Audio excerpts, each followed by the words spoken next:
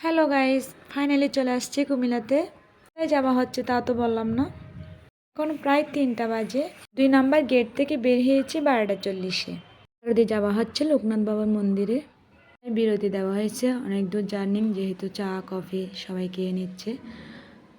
এটা কিন্তু কুমিল্লা 14 গ্রাম জাহান রেস্টুরেন্ট, কিন্তু এখানের বিখ্যাত, তাই সবাই খেয়ে এখন আবারও গাড়িতে উঠে যাব। 3 ঘন্টা লাগবে। সময়ের জন্য ভিডিওটা করা হয়নি, গুছিয়ে নিতে একটু সময়টা চলে গেল। এখন 6টা বাজতেছে। কোনোদিন আসা হয় নাই, আসবো বলে এই প্রথম এলাম। এখন ঘোরাঘুরি করতেছি, কারণ কোনো রুম পাই নাই। তাই এখানে এতগুলো কবুতর দেখতে ভালো লাগতেছে। আমার মেয়ে অনেকক্ষণ ধরে খেলা করছিল এগুলো নিয়ে। এখানে কিন্তু কতগুলো ইট দেখা যাচ্ছে। এটার মূল উদ্দেশ্য হচ্ছে সন্ধ্যাবেলায় প্রদীপ দেওয়ার জন্য জায়গা ধরে রাখছে। সবাই যার যার জায়গাতে নাম লিখে দিছে, যাতে অন্য কেউ সেটা নিতে না পারে। কিছু ছবি টবি তুলে নিচ্ছে, যেহেতু সময় পাবো না। এদিকে কালী মন্দিরের পিছনে দেখতেছি কতগুলো মেলা উঠছে, এগুলো ঘুরে ঘুরে দেখতেছি। এখন নিব না, কিন্তু দেখতেছি আর কি করবো, রুম পাই নাই। রুম পাওয়া পর্যন্ত একটু ঘুরে নিচ্ছি। আপনারা যদি আসেন তাহলে এই কার্তিক মাসে আসবেন। অনেক সুন্দর প্রদীপ দেখানোটা কোনোদিন আমি দেখি নাই এরকম। এর মধ্যে কিন্তু একটা জিনিস আমার পছন্দ হয়েছে, সেটা হচ্ছে যে ধূপদানি। এখান থেকে 2টি নিয়েছি। এটা কালী মন্দির। কালী মন্দিরে এসে প্রণাম করে নিচ্ছি সবাই। এখানে ওই শিব মন্দির আছে, সব মন্দির আছে, অনেকগুলো মন্দির। আর হলো ভালো করে ঘুরে দেখানো সময়ের প্রয়োজন। যতটুকু পারছি ততটুকু ভিডিও করে নিচ্ছি। মধ্যে বাবা লোকনাথের পূজা শুরু হয়ে গিয়েছে। আমি পূজা নিয়ে গিয়েছি, এখানে প্রণাম করে নিচ্ছি। 30 জনের মতন হবে। 2টা খাইস নিয়েছি। এক খাইসের মানুষ দেখতেছি সবসময়, কিন্তু আর খাইসের মানুষ খুঁজে পাচ্ছি না। ওরা আছে আর আমরা একসাথে আছি। এরপরে যে মন্দিরে আছে, এখানে সবাই সিঁদুর দিচ্ছে, আমিও দিয়ে নিয়েছি। আমার হাজব্যান্ড বলতেছে প্রসাদটা নিয়ে নি চলো। এখানে নাকি হলুদ ছাড়া ডাল আর আলু সিদ্ধ নাকি অমৃতের মতো। খেতে ইচ্ছে হয়েছে, কিন্তু খাওয়া হবে না। আমি নির্জল উপবাস থাকছি। সে আমি আবার যাব, যে প্রসাদটা আমি নিব। মেয়েকে খেয়ে দিচ্ছি। আমার ছেলে কিন্তু নিরামিষ মোটে পছন্দ করে না। বাবার প্রসাদ তো আমার ছেলে খেয়ে নিয়েছে। আমার ছেলেকে বলতেছি কিরকম হয়েছে, বলতেছে মা অনেক স্বাদ হয়েছে। খাওয়ানো শেষ হয়ে গেছে। এখন আমি আরেকবার মন্দিরে আরেকটু ঘুরে ঘুরে দেখতেছি। এখানে দেখার শেষ না, আরও অনেক আছে। এখন দেখুন কতগুলা মূর্তি এখানে কিন্তু সুন্দর করে সাজিয়ে রেখেছে। এখানে অষ্টসখী, কৃষ্ণ, অনেক কিছু বলতে পারতেছি না আমি।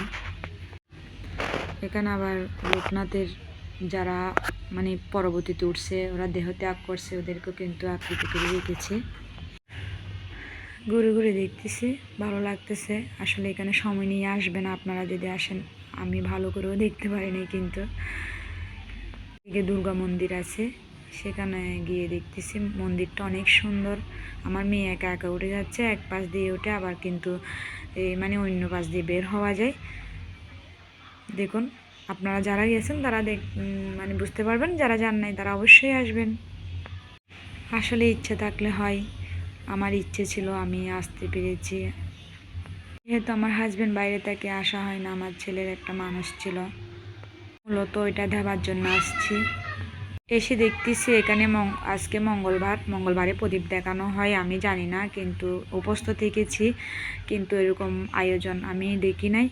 তার মধ্যে ওরা করতেছে, আমিও কিন্তু সব কিছু করে নিচ্ছি। মা দুর্গাকে প্রণাম করে নিচ্ছি আর কিছু ভিডিও করতেছি। এখন একটু ফাঁকা, কিন্তু কিছুক্ষণ পরে ভিড় হয়ে যাবে, যেহেতু মানুষ আসবে প্রদীপ জ্বালানোর জন্য, সব কিছু আয়োজন করবে। এবার শিব মূর্তিটা দেখব, যেটা জলের উপরে আছে।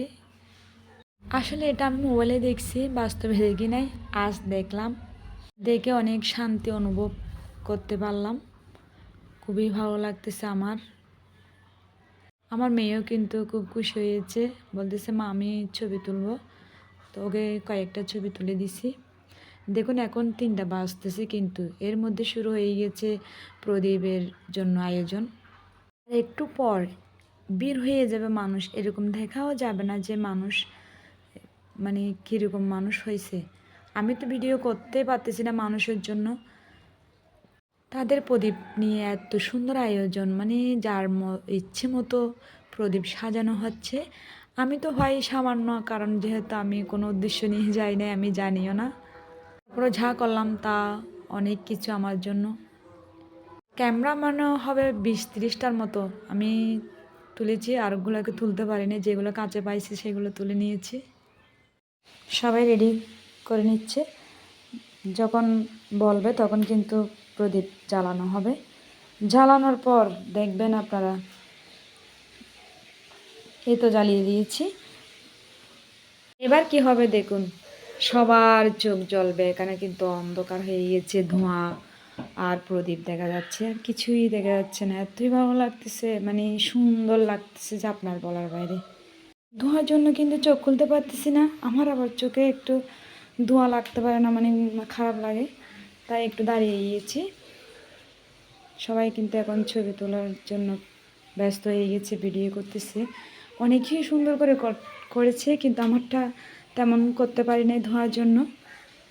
আপনারা যারা যারা আসেন নাই অবশ্যই এই দামোদর মাসে আসবেন, শনি আর মঙ্গলবার করে আসবেন, সময়ও নিয়ে আসবেন। আমি কিন্তু অনেক কিছু করতে পারি নাই সময়ের জন্য। আরতি শুরু হয়ে গেছে, প্রায় 2-2.5 ঘন্টার মতো আরতি করবে। এখন বাজতেছে 6টার মতো হবে, কিন্তু শেষ হবে 8টার দিকে। 2 ঘন্টা ধরে এই প্রদীপগুলো জ্বালে রাখুন, অনেক কষ্টের। আমার 2টা ঘি শেষ হয়ে গিয়েছে, এদিকে চোখও জ্বলতেছে আমার। কষ্ট করলে তো আসলে ভালো কিছু পাওয়া যায়, তাই কষ্ট করতেছি। আরতি শেষ হয়ে গেছে, এখন এগুলো পুকুরে নিয়ে বাসিয়ে দিব। প্রসাদও দেওয়া হচ্ছে, এর মধ্যে প্রসাদও খেয়ে নিয়েছি, মানে 8টার পরে। আবার অনেকে এক সিদ্ধ রান্না করে খাচ্ছে নিজেরা। 3 ঘন্টা পর 11:30 বাজতেছে, আমরা চলে যাচ্ছি। গাড়ি যেহেতু মানে ঠিক করে রেখেছে একদিনের জন্য, ওরা কিন্তু সাথে সাথে সব কিছু পরিষ্কার করে ফেলতেছে, সব কিছু গুছিয়ে নিচ্ছে। যারা চলে যাবে, যারা চলে যাচ্ছে। অলরেডি আমরা গাড়িতে উঠে গেছি, এবার রওনা দিচ্ছি বাড়িতে আসার জন্য। আজকে এই পর্যন্ত ভিডিওটা শেষ করলাম। সবাইকে ধন্যবাদ, টাটা।